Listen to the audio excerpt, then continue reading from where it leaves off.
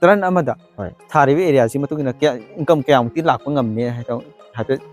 ꯈꯟꯕꯤ ꯑꯩꯒꯤ ꯋꯥꯈꯜꯂꯣꯟꯗ ꯇꯔꯟ ꯑꯃꯗ ꯂꯥꯛ 1.5 ꯃꯨꯛꯀꯤ ꯆꯥꯡꯗꯤ ꯌꯥꯝ ꯄꯤꯛꯅ ꯄꯥꯕꯗ ꯑꯗꯨ ꯁꯨꯃꯥꯏꯅ ꯐꯪꯒꯗ꯭ꯔꯥ ꯍꯥꯏꯕ ꯋꯥꯈꯜꯂꯣꯟꯗ ꯂꯩꯖꯩ ꯑꯗꯨꯕꯨ ꯗꯥꯎꯅꯦ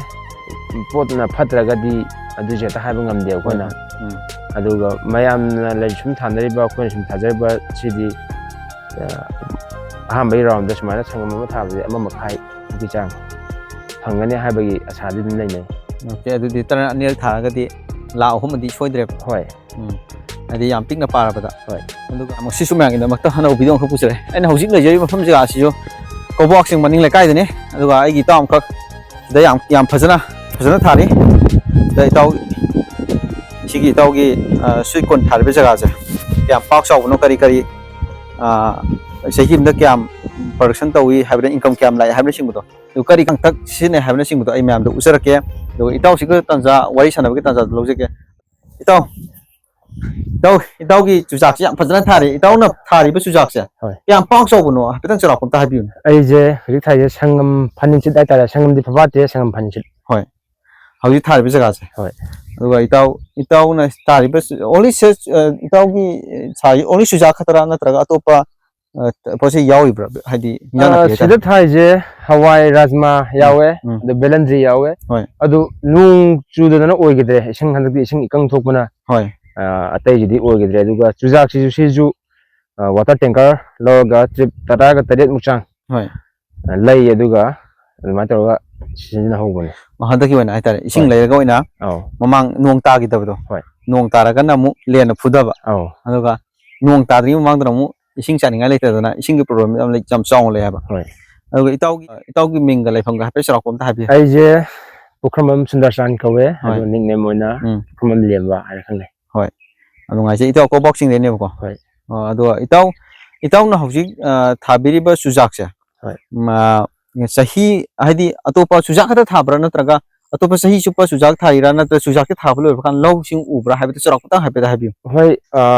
ꯂꯧ ꯍꯦꯛ ꯂꯣꯏꯕꯒ ꯇꯧꯔꯛꯄꯅꯦ ꯁꯤꯒꯤ ꯑꯦꯝꯁꯦ ꯑꯗꯨꯒ ꯁꯤꯒꯤ ꯃꯔꯣꯟꯁꯤ ꯂꯣꯏꯔꯒ ꯑꯃꯨꯛꯁꯨ ꯆꯨꯖꯥꯛ ꯑꯃꯨꯛ ꯃꯔꯣꯟ ꯑꯃ ꯊꯥꯈꯤꯅꯤ ꯑꯗꯨ ꯃꯊꯪꯒꯤ ꯃꯔꯣꯟꯗꯨ ꯂꯣꯏꯔꯒ ꯂꯧꯕ ꯑꯃꯨꯛ ꯄꯥꯟꯗꯣꯏꯕ ꯂꯧ ꯄꯥꯟꯗꯣꯏꯅꯦꯕ ꯑꯗꯨꯗꯤ ꯀꯩꯅꯣ ꯑꯊꯦꯡꯐꯧ ꯑꯣꯏꯔꯅꯤ ꯄꯥꯟ ꯇꯥꯗꯤ ꯑꯊꯦꯡꯕ ꯅꯪꯗꯣꯏꯅꯤ ꯑꯩꯈꯣꯏꯒꯤ ꯍꯥꯏꯕ꯭ꯔꯤꯠ ꯂꯤꯡꯕꯗ ꯅꯪꯉꯦꯕ ꯑꯗꯨꯝ ꯐꯖꯅ ꯑꯗꯨꯅ ꯑꯊꯦꯡꯕ ꯑꯣꯏꯗꯣꯏꯅꯤ ꯑꯗꯨꯗꯤ ꯆꯨꯖꯥꯛꯁꯦ ꯃꯔꯣꯟ ꯑꯅꯤꯔꯛ ꯊꯥꯕ ꯅꯪꯉꯦꯕ ꯅꯪꯉꯦ ꯆꯍꯤ ꯑꯃꯗ ꯑꯅꯤꯔꯛꯇꯤ ꯅꯪꯉꯦ ꯚꯦꯔꯥꯏꯇꯤ ꯑꯃꯈꯛꯇꯅꯤ ꯑꯗꯣ ꯆꯥꯔꯗꯤ ꯀꯗꯥꯏꯗꯒꯤ ꯂꯧꯕꯤ ꯏꯇꯥꯎꯁꯤ ꯆꯥꯔꯁꯦ ꯃꯔꯨꯁꯦ ꯑꯩꯈꯣꯏ ꯅꯝꯕꯣꯜ ꯕꯖꯥꯔꯗꯒꯤ ꯑꯗꯨꯝ ꯂꯧꯔꯦ ꯑꯗꯨꯒ ꯑꯩꯅ ꯁꯤꯗꯩꯗ ꯀꯣꯂꯣꯝ ꯇꯧꯖꯔꯒ ꯁꯦꯝꯖꯔꯒ ꯑꯗꯨ ꯑꯃꯨꯛ ꯍꯣꯡꯗꯣꯛꯑꯒ ꯊꯥꯕꯅꯦ ꯑꯃꯨꯛ ꯂꯤꯡꯊꯣꯛꯄ ꯍꯣꯏ ꯑꯗꯨꯒ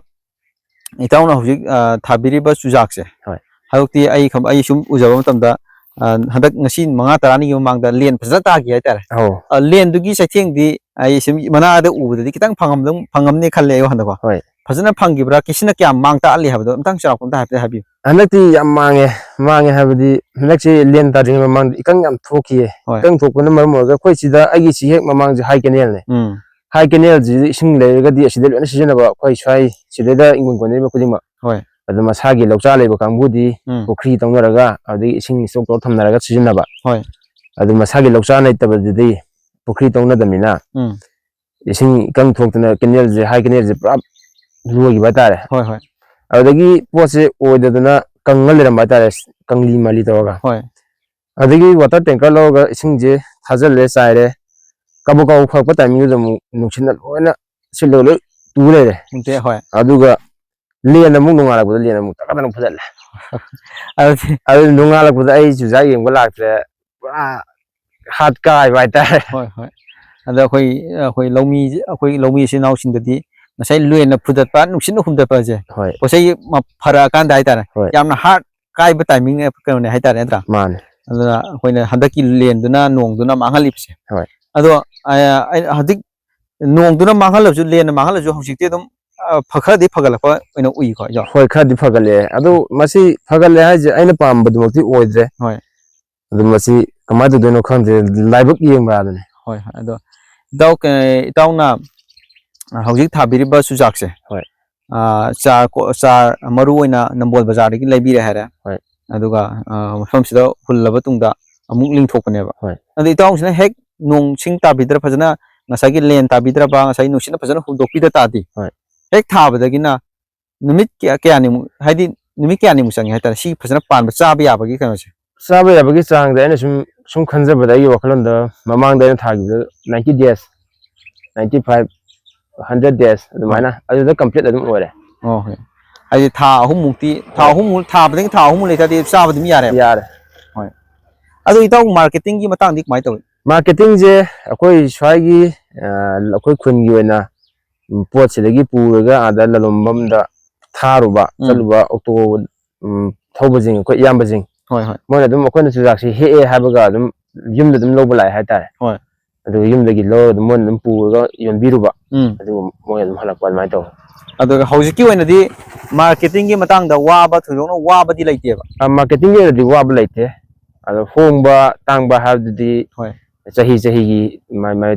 timing ju gi oina ka akum lai gare ka banina business ina hoi hoi ado itau na hojik chujak thabiri bu chujak se hoi kayam kuire aduga karam wakhalon dagi thaki bu na tang sara ko tamyam tang sharu ai je si thagi je January ada thaba odoine handaki ya injalapa timing ju da hoi hada han boidira natte mamang ju thaya sita kanga leri hoi hoi aduga si je nataba si jigi mamang da kenel high kenel jigi mamang da uji hekpa ya pa hapta angula gadi hekka du marul ju leri hoi hoi adu si je namu ko na thau bai tare hoi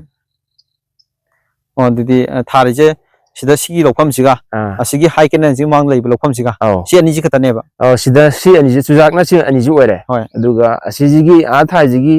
mamang da muk alu sanga mama hoi adu Mahindra company gi alu angang bada tangkhai ma aduga angong bada tangkhai ma sanga mama thari ada mamang da low sanga madi alu oina thari ba hoi alu jantakti nong gi di kesu thokpa nong di phajan ta gare len na phudalle alu ju adu ma alu je ai wakhalon da sen mang du ma le ai jum khanja bada adi ising nong phajan ta gare ko ising thumjal la ram bai tare no jang da hoi ada itauna hojik phauda ngasi bokta haitare le kano thabirakpa kaino se chujak thabi ba haitare hoi sina chorakpa tran ani rakti thaba kone di haibire sahi mata hoi ado hojik phauda thabirakpa experience ki matungina haitare sahi mata hadi tran amada tharibe area si matungina kya income kya muti lakpa ngamne haipet khanbi ai wakhalon da tran amada la ama makhai muki changdi yam pingna pawda hoi adu sumana fangadra habe wakhalon da leijai adu daw ne pot na phatraga di adu jeta habe ngamde khona aduga mayam na lai sum thanari ba khon sum thajai ba sidi hambai round da sumana sangam ma thabi ama makhai muki chang phangani habe gi asadi dum leinai okay adu di tara ani thaga di la hum di choidre hoi adi yam pingna parabada hoi aduga hojiki itawna itawgi lokpham isamak ki oidoni ko si mafam che isagi natte akoina phau tamaga loksan tambi haitare hoi hoi mai tara uba lokpham ne loksan tamaga sahi gi hoi sahi gi loksan di kmai tawi sahi gi loksan je sangamda khogi sangpai 13 haitare hoi mai tame sangpai 13 sahi magi adu aina sum khanjabda itawsi aina mam sum hainabda kyam chumba kyam lambno di khangde adu aina itawgi sigi thariba sujak se suma sujak se sujak ani gumade hena hadi panadi haba chokpam hape hai kyam chumi pan badi ani hena pan be yawe swai jom gani sujak hum pan be yawe mari pan be yawe tawdu ma ani de hena lowe do habadi sujak se asogba maga kitang hanthaba maga yawkani adu ani do khatane lawdre je tai ahemdi sujak oina thab yar maru mu garam he hadi men oina pambi da sujak ani di men phajana maru sang sang law yawne ba atay ahum ba mari pali manga pala chu atay di sujak oiro sujak oiro aduga yam nungai sei itawna habiba aduga itawna hijik thabiri ba sujak se hauji phauda kari tilha hidak haibna singba ko tawju hijik kano tin hidak chai biramira na traga kai tin hidak ne vitamin guma kai sina bati vitamin di seasonadri habadi yade ahamba da nauringa da maka khore adu hoje aina kapsai jina til hidak ne pam mapa lakpa pam sujak pan ba hore aduna tin tara anena advance oina aina til hidak kapsan bane ado pambi pungkak chorok pada aina Tele 95 na growth up massage pi na ba hoi vitamin am ka ki adudagi ngasi bo vitamin ka bok tri ta aduga ngasi ai ka pse jina til hidak ne mamang dadi til hidak se mamangi sing ikang thui ngai timing da aina laina lak e mai je kang man gi dana mana je ngang ga sile de hujik lai je sumaina mana sumaina ngang chal laga suai le ramme fungus ka khalaga si je aina hidak hambage khoina hidaka bije phabangam draba adagi aina AR agro le mazum lai kai kwa ka sample le mazum lai kai chalaga koi AR agro tana jori expert singa aduga moina hidak ma pire fungus ki tongana aduga tingi amaga pire laigarana adu sirina baje yam di phaye laigar je aduga maman dangmena sirina bangam daba aduna hujik aina kapsai jina bioclaim ko ma ju system ne adu aina kap khije 15 days admana chatle amu kap khibjina maman mana hongmina aina mana oy kap adi itawna hujik haidi hujik no hai ngasai vitamin kai di thoino sina de duga hujik ko ina di tin tarak pai matung matam gi tin tarak pai matung ina ngasai gi tin jing do hata ya da banina ngasai mamang da laigar sina me laigar tang mangam da hi bioclaim sina habne itawna si charmi ju bioclaim odine bioclaim odine hoi itawga wai sanaba yam nungai jai ko sigi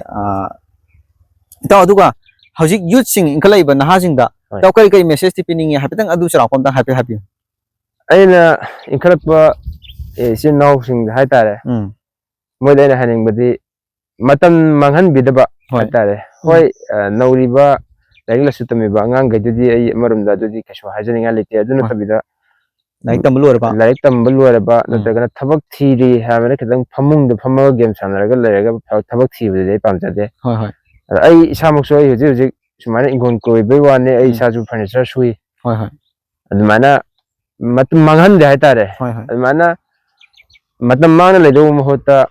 ingon koi bani khangde adadi mana pamjaba mana to bangam gadaba amada mai onjalaga mai adumana afaba thabam de lehani hai tare